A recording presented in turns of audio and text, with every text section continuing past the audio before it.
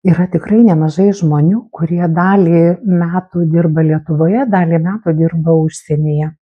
Ir užsienyje gauna algą, susimoka visus mokesčius, grįžę Lietuvoje vėl čia dirba, susimoka visus mokesčius, deklaruoja pajamas ir laba diena.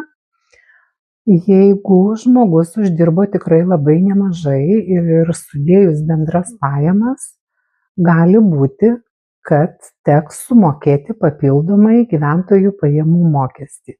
Ypatingai tai aktualu nuo 2026 metų, nes viršijus 36 VDU ribą, tai kažkur virš 82 tūkstančių, įsijungia 25% GPM tarifas.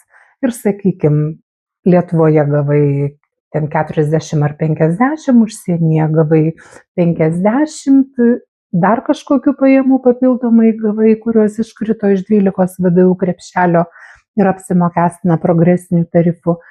Ir sudėjus visas pajamas į bendrą krūvą, gali tekti primokėti žymiai daugiau gyventojų pajamų mokesčio, negu kad tikėjaisi.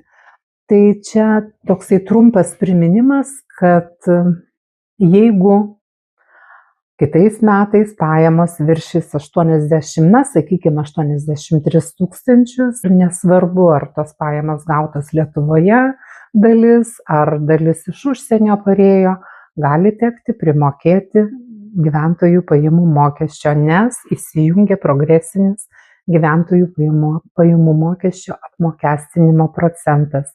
Ir ar tai 25, ar tai 32 procentai priklausys nuo to, kiek jūs uždirbsite.